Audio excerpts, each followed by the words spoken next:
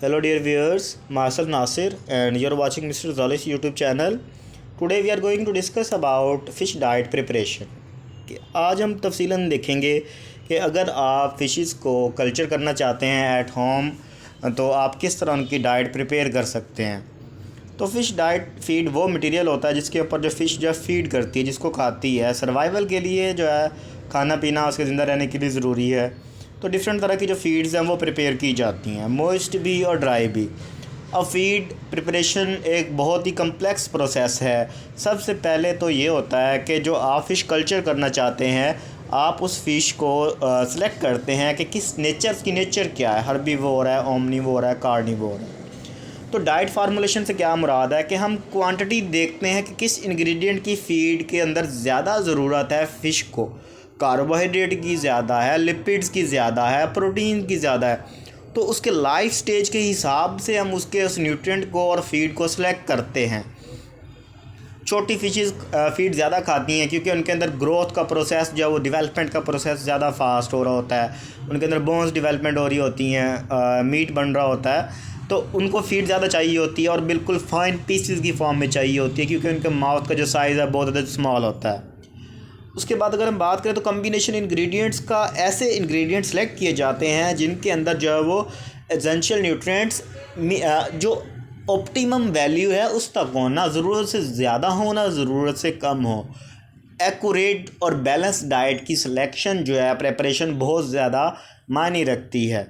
किसी भी fish culture की अगर हम बात करें तो उसके अंदर जो फ़िश डाइट है, फ़िश फीड है, उसका बहुत इम्पोर्टेंट रोल होता है उसकी ओवरऑल प्रोडक्टिविटी के ऊपर, और उसको आपके कल्चर को कोस्ट इफ़ेक्टिव भी फीड ही बनाती है। अब डाइट प्रिपरेशन ज़रूरी क्यों है? कहता है कि कोई सिंगल फीड जो है वो सारे न्यूट्रिएंट्स और एनर्जी सप्लाई नहीं कर सकती। इस वजह से डिफरेंट न्यूट्रिएंट्स का मिक्सचर बनाया जाता है फीड के अंदर ताकि मैक्सिमम से मैक्सिमम ग्रोथ मिले एट लोअर कॉस्ट। तो एक मिक्सचर फीड इंग्रेडिएंट का कंबाइन किया जाता है और एक न्यूट्रिएंट प्रोफाइल के हिसाब से जो कंपोनेंट ज़्यादा चाहिए उसकी मिकदार को ज़्यादा रखा जाता है, जो कम चाहिए उसको फीड के अंदर कम रखा जाता है ताकि वो उसकी सारी रिक्वायरमेंट्स को फुलफ़िल कर सके।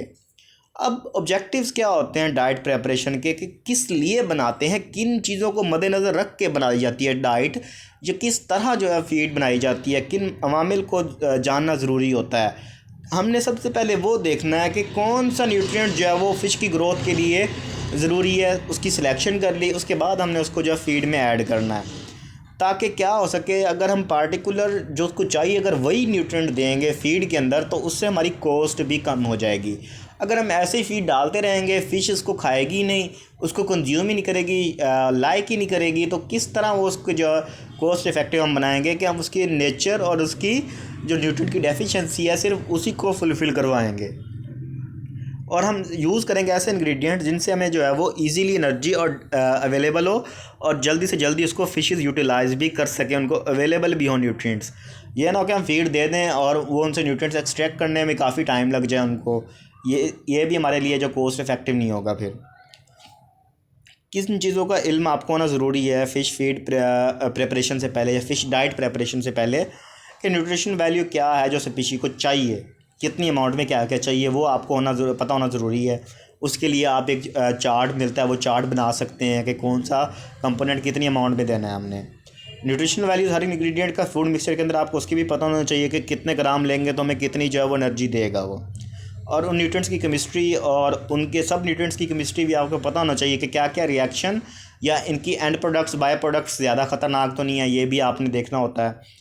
उसके अलावा उनके मेटाबॉलिज्म के अंदर फंक्शन क्या है, कि किस तरह एनर्जी जाके देगा, इंस्टेंट सोर्स है या फिर लेट सोर्स है एनर्जी का, और दूसरे डाइटरी कंपोनेंट्स कौन कौन से चाहिए, या इंग्रेडिएंट्स जो है वो इकोनॉमिक रीज़न की बेस पे या फिजियोलॉजी की बेस के ऊपर भी ऐड कर दिए जाते हैं बाज़ औक़ात।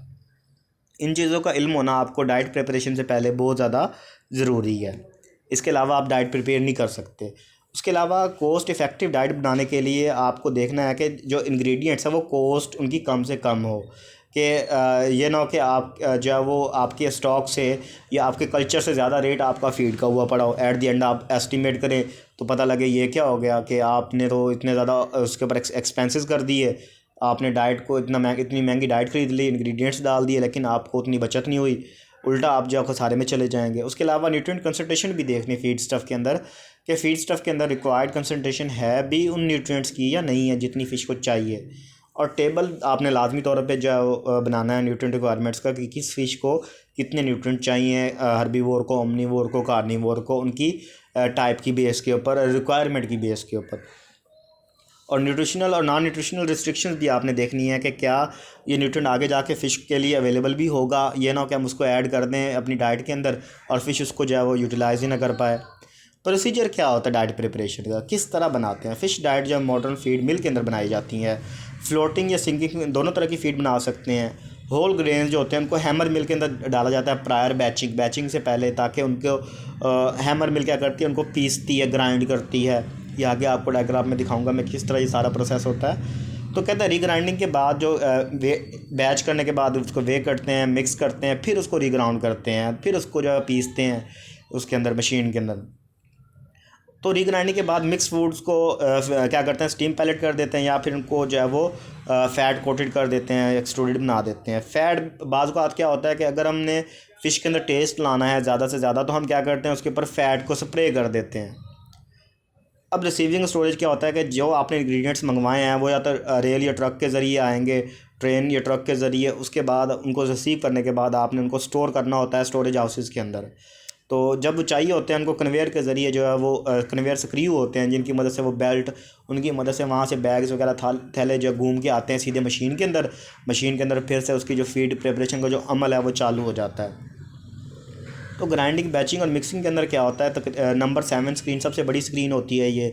इसके अंदर सारा जो डायरेक्ट फीड स्टफ़ के होते हैं, जिसके अंदर इंग्रेडिएंट्स होते हैं, न्यूट्रिएंट्स होते हैं, ग्रेन्स वगैरह होते हैं, वो सीधे यहाँ पे आके गिरते हैं, इसलिए ये बड़ी स्क्रीन होती है। तो उसके बाद बैचिंग के बाद फीड स्टफ़्स को मूव किया जाता है हूफर के अंदर, वहाँ पे उसको फिर वे किया जाता है मिक्सिंग से पहले, ताकि जितने इंग्रेडिएंट, जितने परसेंट चाहिए, जितने ग्राम चाहिए उतने ही जाए, ना उससे कम जाए ना उससे ज़्यादा जाए। मिक्सिंग के बाद फीड को रीग्राउंड कर दिया जाता है एक छोटी स्क्रीन के अंदर, नंबर 4 से लेकर नंबर 6 तक। अब ये डिपेंड करता है कि फ़ीड आप किस तरह की बना रहे हैं, स्टीम पैलेटेड बना रहे हैं या फिर एक्सट्रूजन बना रहे हैं। स्टीम पैलेटिंग के अंदर क्या होता है, सिंकिंग फीड्स बनाई जाती हैं। इसके अंदर यूजुअली मॉइस्चर होता है, यूज़ करते हैं, इसमें हीट यूज़ करते हैं और प्रेशर देते हैं, ताकि ग्राउंड जो फीड है उसके अंदर इंग्रेडिएंट्स होमोजेनाइज हो जाएं, एक ही शेप के अंदर, एक ही कंपोजिशन के अंदर आ जाएं वो। स्टीम डाली जाती है, फिर भाप डाल दी जाती है इसके अंदर, ताकि मॉइस्चर लेवल 15 से 18% हो जाए। और टम्परेचर यहाँ पर रखा जाता है 70 से 75 से लेके 80 डिग्री सेल्सियस तक।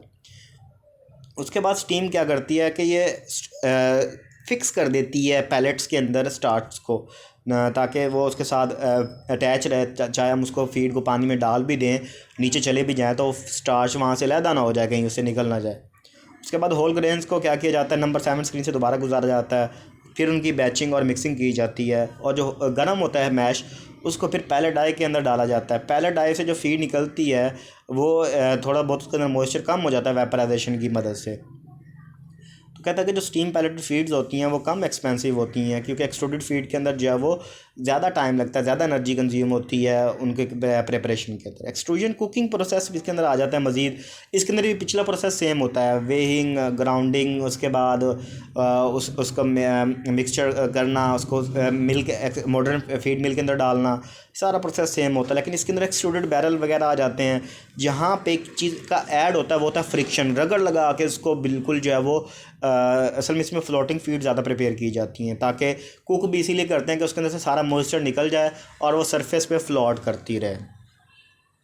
फ़िश फीड इंग्रेडिएंट स्टार्च से बने हो सकते हैं, या फिर प्रोटीनियस मीट से, प्रोटीन से भी बने हो सकते हैं। मैश को जो है कंडीशनिंग चैम्बर के अंदर 3 से 5 मिनट के लिए रखा जाता है। यहाँ पे इसके अंदर मॉइस्चर ऐड करते हैं स्टीम की फॉर्म में। मॉइस्चर लेवल जो है 25% तक बढ़ जाता है।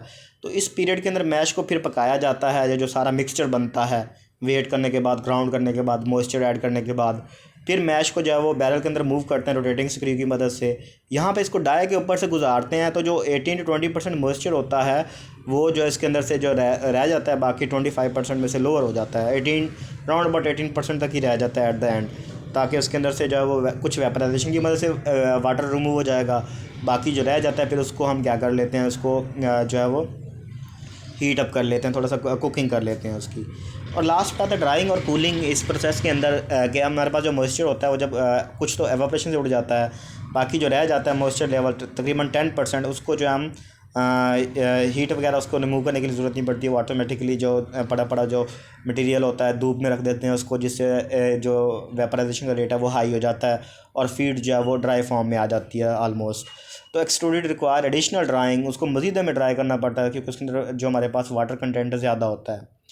तो एक्सट्रूडेड मॉइस्चर लोअर करते हैं हम 8 से 10% तक, बाकी जो हम रिमूव कर देते हैं। ड्राइंग टाइम जो तकरीबन 30 मिनट तक इसको सुखाते हैं ताकि सारा का सारा जो पानी निकल जाए। ड्रायर का टेम्परेचर जो रखा जाता है वो 35 से लेकर 150 डिग्री सेल्सियस तक रखा जाता है। और इसके बाद स्टोरेज होता है कि जो आपने अभी बना ली, चाहे आपने स्टीम पैलेटेड बनाया या आपने एक्सट्रूजन फीड बनाई, तो उसको आपने स्टोर किस तरह करना है। आपने उसको स्टोर करना है स्टोर हाउस के अंदर, ताकि जब ज़रूरत पड़े आप उसको वहाँ से निकाल सकें। और जब ज़रूरत पड़ती है कमर्शियली एक्सपोर्ट करना चाहते हैं तो अगर उसके फ़ैट कंटेंट भी चाहिए तो जब हम बना रहे थे तब हम फ़ैट्स ऐड नहीं करते, फ़ैट हम ऊपर से स्प्रे करते हैं जब हमें एक्सपोर्ट करना होता है। क्योंकि फ़ैट अगर पहले स्प्रे करके रख देंगे मटीरियल के ऊपर, फीड के ऊपर, तो जब फीड एक्सपोर्ट करने का टाइम आएगा तब तक वो ख़राब हो चुकी होगी। तो आपने क्वालिटी, उसके बाद क्वालिटी एश्योरेंस के अंदर देखना है कि कॉस्ट इफेक्टिव है आपकी फ़ीड के नहीं है। उसके अलावा न्यूट्रिशनली बैलेंस्ड भी है कि नहीं, कि जितने न्यूट्रिएंट्स चाहिए उतने हैं भी कि नहीं। और उसके अंदर कोई कंटेमिनेट्स ना हो, ये ना हो कि आपके स्टोरिंग के ड्यूरेशन में या एक्सपोर्टेशन वाला बंदा भी अगर आपकी ड्राई फीड लेके जा रहा है तो 3 मंथ तक उसकी जो है वो 3 मंथ तक आलमोस्ट की जो है वो स्टोरिंग कैपेबिलिटी होनी चाहिए। उसके बाद हम कॉन्टीन्यूसली चेक करते हैं उसकी क्वालिटी वगैरह को, और उसकी फ़िज़िकल प्रॉपर्टीज़ को भी मेंटेन रखा जाता है जब तक वो उसको यूटिलाइज़ ना कर लें। और न्यूट्रिएंट चेक के अंदर हर स्टेप के अंदर देखते हैं कि क्या जितने न्यूट्रिएंट हमने ऐड किए हैं, जितने रिक्वायर्ड हैं, वो फीड के अंदर प्रेजेंट हैं कि नहीं है।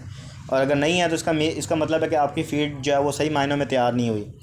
इंग्रेडिएंट्स को प्रॉपर्ली ग्राउंड बैच किया जाता है, मिक्स रीग्राउंड, वही जो पीछे अब बातें करके आ रहे हैं वही आ रही हैं। और लास्ट पे जो स्टेप होता है उसका वो फैट कोटिंग होता है। उसके बाद उसको जो है वो फिनिश फीड की फॉर्म में बैग्स वगैरह की फॉर्म में उसको पैकेजिंग कर लेते हैं। तो डाइट फार्मूलेशन के अंदर जो है वो काफ़ी अरसे से जो है वो इस चीज़ के ऊपर काम जारी है। आहिस्ता आहिस्ता डाइट फार्मूलेशन को, डाइट प्रिपरेशन को जो है वो अपग्रेड किया जा रहा है ताकि कॉस्ट कम से कम आए फ़िश कल्चरिंग के ऊपर। ये हमारे पास डायग्राम है, फीडिंग सिस्टम है। इसके ऊपर से हम क्या करते हैं, एक्सट्रूजन प्रोसेस से क्या करते हैं, ऐड करते हैं। ऊपर से हम ग्राउंडिंग वगैरह होती है, गियर बॉक्स, स्क्रू आउटलेट आप देख सकते हैं, यहाँ से मूव करता हुआ ऊपर से जो हम जिनको हमने ऐड करना होता है फीड के अंदर। उसके बाद मिक्सिंग, बैचिंग, वेइंग सारा इसके अंदर और होता है। और उसके बाद इसके अंदर जो हीट का प्रोसेस भी होता है, इसको कुक भी कर सकती है। ये कन्वेयर बेल्ट लगे होते हैं, रोटेशन स्पीड इनकी सबकी डिपेंड करती है।